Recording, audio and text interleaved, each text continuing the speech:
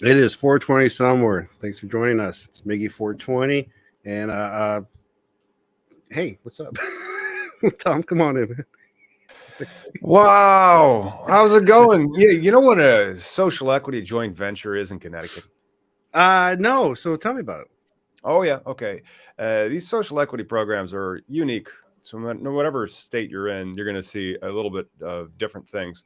And Connecticut's was very strange in the sense that the social equity cultivator, and they call it a producer, that license to grow cannabis, $3 million. And so like after you win, you have to pay a $3 million fee. However, if you do two equity joint ventures, you can cut that fee in half down to $1.5 million. And therefore, they've created out of these equity joint ventures, uh, additional jobs or additional businesses that are in the industry that will spawn themselves. Because like right now, there's about 11 of these cultivator licenses in Connecticut. And so for all of them to try to avoid that $1.5 million, they would spring up a producer, or I'm sorry, a packaging joint venture, and maybe also a dispensary joint venture. And then that is what we're going to be discussing and doing a little bit of a deep dive in. Let me share the actual source here. So Connecticut, and go ahead. I was like, is 3 million like the sticker price? Like when they actually like someone like soberly like wrote down the number and said, this is how much it costs to play the game. Yes. And so Jesus like this Christ. is this is yes. There you go. And then it has the fee of $1,500,000. And so there's Holy that one. And then crap. here's the fee of $3 million, unless, if you have the two approved joint ventures of the social equity, and then the fee is $1.5 million. That makes better. Very interesting, isn't it? That the way that they allow, it seems like that's not social equity, right? Because it's $3 million. And then they create two new social equity joint ventures because they are essentially social equity businesses, and they don't have to play the lottery to get a license. So they can just evidently get a license from the Social Equity Council in Connecticut, which is really interesting that because you allow these people to get licenses, you're going to triple the number of actual licenses that are out there helping or creating jobs and new ownership potential for social equity applicants. Is there a cap on licenses there? Like I mean, it just seems like if you're going to put that kind of barrier, there shouldn't be a cap, right? Like, oh, there's caps. There's always types of caps on it. And so one of them, and this is what it's equity joint venture actually is. It's a business that is partnering with a licensed producer. It's a cultivator, a DIA cultivator, or a dispensary that is at least 50% owned and controlled by individuals who, and then they have a two-prong social equity definition here. Average household income of not less than 300% or 3 times the state median over the last 3 years, and was a resident of a DIA for 5 out of the past 10, or was a resident of a DIA for at least 9 years before the age of 18. Those are, of course, the two prongs that are unconstitutional under the Dormant Commerce Clause. Good luck. You can file a lawsuit if you don't like that.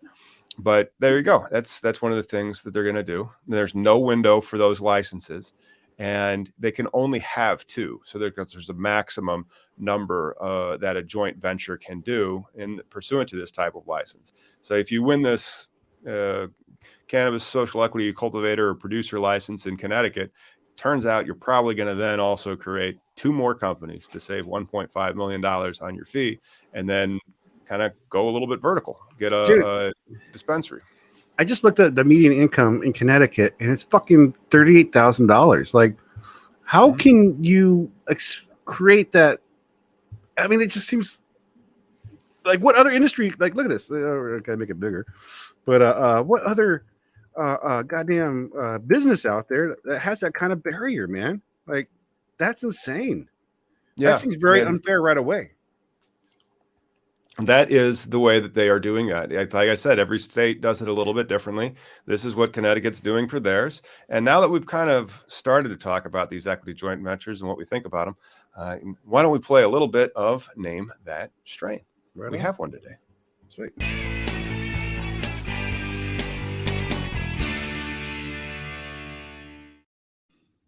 There it is. That's the strain that people can name. I tell you, that's it right there. It actually has some nice purple undertones and some good greens. Um, That's a pretty dense nug. machine fucking trim, you think? Yeah, it looks a little worked over. A little Maybe clumpy. machine. Yeah, yeah, yeah. But I just can't. I wonder if they would grow this in Connecticut. I just can't get over that whole $1.3 million barrier. Like, I can't believe someone sober, like, What do we 1.3 million? Again, it was a or $3 million. The yeah, conversion fee of $3 million if you win, unless you get these two social equity joint ventures, two approved equity joint ventures, and then your fee is $1.5 million. I just find it to be like the irony of, like, you know, like the stoners always like gets this bad rap, right? It's all we've been talking about, breaking the stigma for fucking all my time doing this stuff, but no, that's not it. No, that's not it. That's not it. But I Yeah, just it's a picture, beautiful one though. And yeah. then let's give them some of the parents, the lineage of this. This is a very famous Oh, strain from. Oh, right. I'm sorry. Yeah, you can help me manage the show. I I didn't know got that I you. was still sharing that. But like, Yep. what was I going to say? This is a cross of G13 and hash plant. Hash plant, I gotta go get some seeds for that. That's like a classic strain, not an heirloom, but definitely classic, like mid '90s hash Yeah. plant. Oh, I bet it's sticky as fuck. I bet. But I bet it is. I just, it seems to me when people make the rules that regulate cannabis, it's more of like, I picture like the joke would be like, all right, here's what we're gonna do. But like, that's not the reality. The reality is these people are perfectly sober and don't know what the hell they're doing when they're making these rules about a plant. Like, Right. And we just did a brief little blog on these social equity joint ventures in Connecticut. I think it's an opportunity, though, for more companies as opposed to less. How many of those social equity joint ventures are just going to be subsidiary companies? Because in order for them to have gotten that license that they got, they had to have been a social equity applicant to begin with. So then are they just going to spin off two more LLCs and then, or do they want new social equity joint ventures? I can't really tell from the definition that we we got have it. of it. Kind of, sort of. Oh, look at that. Victoria's nailing it over there. Mr. Okay. Nice. So Correct. yeah, Mr. Nice, aka Mr. Nice Guy, is an indica marijuana strain crossed by G13 and hash plant. It produces effects that are mellow and put consumers into a state of bliss, sweet smell and taste, and it has extremely dense buds. And I'd say that looks like a pretty dense bud there. It was named in honor of Howard Marks, the Oxford grad who became one of the biggest cannabis smugglers of our time. that's right. That's a big story. I forgot about that. I was thinking it was from Half Baked. Yes, yes. The guy with the smiley face. Yeah. Mr. But Nice Guy. I totally forgot about Mr. Nice Guy being a smuggler too. He was like an English dude that like served time in the overseas prison. Like one of those guys that is always pretty chipper about things and tell you how like there we were, me and my mates in the prison, shit like that. Yeah. But See, man, I think that this equity joint venture, I don't think they can actually just create a subsidiary. It says partnering with a licensed producer. So how can you be partnering and the same thing?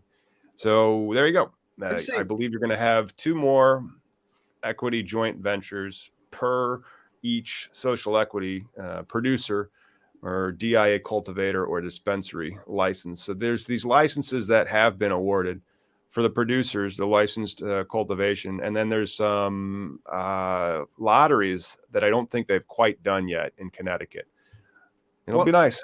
More licenses coming in Connecticut. But those lotteries require that 3 million buffer too, right?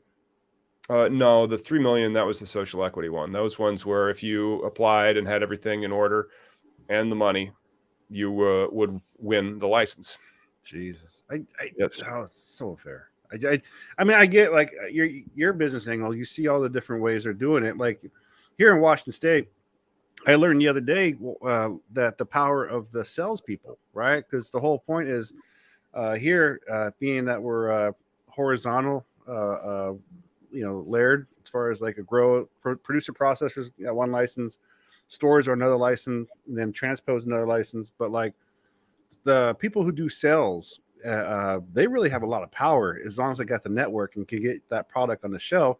But also, I know a lot of these people are not working with just one brand, right? Like one brand doesn't pay enough to live out, at least in the city of Seattle. But met a couple people multi branding with different brands, and I was like, wow, and no conflict of interest. No, as long as you get it on the shelves, right? 'Cause it's all about the product. But that to me just showed like, wow, there is a real, because remember we had Kush on, and he was talking about how hard it was for him to get on the shelves for a while. Because there really is like these little gatekeepers, and fuck, that's just so BS the way they just keep, I think, putting these little hurdles above people where Yeah. That's why you would want to be vertical, because how else are you going to move your crop?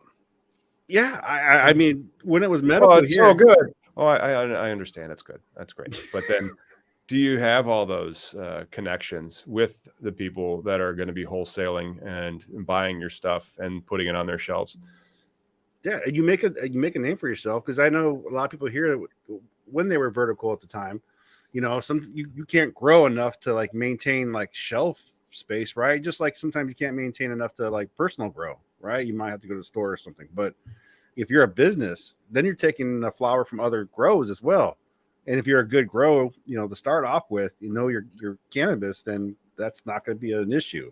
But though I think the only barrier for the cannabis to be in the market would be just lab testing. That's what needs to be done. But who am I? Well, I don't know if that's what needs to be done. I think the real cool thing is that they have these different types of social equity all over, and that was Connecticut's.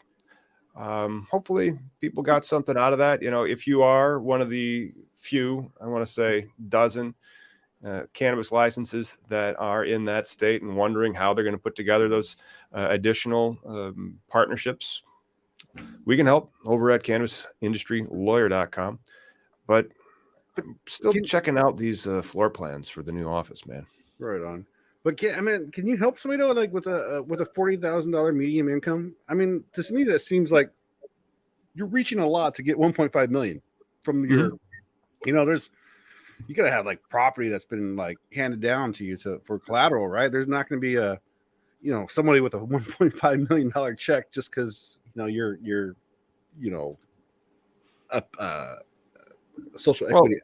Huh? Yes, and then I've tried to share the blueprints for the new YouTube studio and office, but you have to remember it's in household income of not less than 300% or 3 times the state median household income. And so like it's not going to be the 38,000, it would be 3 times that, closer to 100,000. And then it's just a household income. So what if that person's household is on a fixed income and their kids are worth $5 million?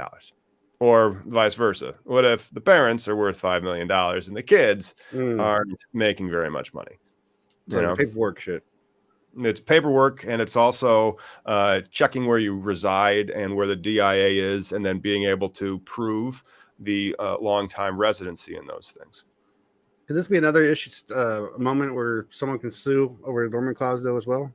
Oh, of course, yes. The way that Connecticut has set up their social equity program, it does have the long-time residents in the disproportionately impacted areas. Some states, including Illinois, are fixing that aspect of it by changing the definition of disproportionately impacted areas to be commensurate with census data, because then it's data from all the 50 states. It just happens to be this one in our state has that, that aspect of it. But then if I'm residing in a similar place, like in 8 states over, I should then be able to apply as a social equity applicant in the state of Illinois. It's going to be weird. Did you see the lawsuit that paused New York's? Yep. Yeah. We talked about that last week. And then that's interesting. They're going to keep going forward on it. But it's not like these lawsuits are without merit. And the Dormant Commerce Clause aspect of it is really hopefully going to kick us toward federal legalization quicker, because it's removing the powers that the states have to be able to self-deal, and so the states are kind of losing control of their own programs a little bit, provided that they require them to all come from within that particular state. what would it take for interstate commerce, like for an actual like when what's the seal of approval, the time when like federally it's like, okay, I mean, does it have to be like a full-on law written down as far as like cannabis is now allowed to be transported, blah blah blah, or can it be descheduled and then limited laws? What would cause it? When is it going to be okay? Yeah, it's going to take some time, and I don't know how they're going to approach it. In the legislation that they legalize it at the congressional level, we'll know if they're going to suspend the Dormant Commerce Clause because they have to put that in there. Okay. And if we don't see it in there, then it's going to be interstate commerce, which means that you're going to have very interesting price changes because all the supply that is in like Oklahoma or Oregon California might be able to leak out and get into new states, which I'm fine with. But oh no, I totally think that. I mean, the market will totally like be a new game and concept for both the grows and the cannabis, the plant itself, right? Because we've talked about the appellations, and so I think people will have a desire for Oregon weed and California weed. And even Nevada, like some grows are everybody's fucking. You ever ask a grower who's a good grower? They'll tell you that they're the best. It's kind of like I think there's a good in every type of area. Just some people stand out better than others. When it comes to like wine, beer, or things like that. Yeah, but then your local cities usually have their own breweries, simply because people like buying local stuff because that's from where they're at. And as a result, I think you're going to get a lot of that too. You're going to have like large producers that are making the vast majority of all of it. That's for sale at Walmart and gas stations. And then there's going to be craft stuff that's more locally made. But that craft also will get absorbed, right? Because Elysian, the brewery that's out here in Seattle, the one that you've had a beer, they got bought by Anheuser. Like, Anheuser owns them, but they let them stay an entity by themselves. Opposed to like taking over. But I see that with cannabis. I see the big MSO thing, right? Everybody's all scared about Walmart weed and all the other BS, but it's nothing to be afraid of because the more business side is out there, that it's kind of like, this is the one time the trickle down theory works, right? Like it doesn't work with economics, but it works with like the law. If all these guys are allowed to grow and transport and do all this other things with this plant, well, guess what? You'll have a chance, as the law expands. I mean, I can do home brew. Why can't home grow is going to happen eventually? Yeah, it's silly, but you guys kind of have it in the sense that you don't. I mean, like I realize what you're saying, but if you are a medical patient, right, you're able to grow at home. Right. Yeah. And so like you have it for the medical patients at least, but then you don't have it the rights for adults. The same with Illinois. Like I have the right to grow because I'm a medical patient, but if I was just a regular adult, I wouldn't. However, if you get caught and you have 5 plants or less, it's like a $200 fine your first time. It's just basically them telling you, dude, go get your card, Right. Well, it's like getting caught smoking out in town with cannabis. If someone wants to, if a cop really had a hard on, they could give you a ticket for $20. Sometimes you just get the $20 ready and like, here, I'm just gonna smoke it right now. Fuck it. But I mean, generally they leave you alone. But I think homebrew will be the same way. Kind of like with the homebrew, right? Like, do you know what your state's law for homebrew is? Do you have to register it? Do you have to go out and I don't think you have to register it for homebrew, but you're not allowed to. I'm not allowed to distill liquor. There's that aspect. I know that we are. You're allowed to distill liquor. Cool. Yeah. I actually looked at the rules. Like you can do that, but you just can't sell it. And if you were to sell it like at a farmer's market, then you need to get the license type stuff. Right. And that's mostly to collect the tax revenue on the alcohol. And I hope that that's what it's going to be eventually for the cannabis, where people can get licenses. The fact that you have a license isn't in itself like an asset. And then the real asset is, can you actually grow the plant well? And then do people want to buy your stuff? Yeah. Well, that's what it really comes down to, right? If you got good weed, it sells itself, opposed to some of the flagrant marketing tactics out there. Yeah, they're fun. Anyway, hopefully you guys enjoyed our little deep dive into social equity joint ventures. Does your state have them? Will they? So far, I've only seen these types of things only in Connecticut. However, it does allow the tripling of the number of these social equity licenses, turning 1 into 3, in order for economics savings of $1.5 million. So Not a bad thing. I just can't get over my head that someone sober wrote that number down. Like, yeah, well, Yep. just $3 million. That's what it takes. You need $3 million to fucking play this game. It's so dumb. What's the cost to get alcohol in that state? You know, I don't know, but if you got the $3 million, you can go on over to cannabisindustrylawyer.com and fill out the form on that, because you might have what it takes to become a client. I tell you what. Anyway, man, I hope that you had a good weekend, and everybody that hung out and stuck around and checked this out, thank you so much. Consider becoming a member, and the next video that you should watch is right down there. So please hang out, go down there, and watch the next video. It is good for you.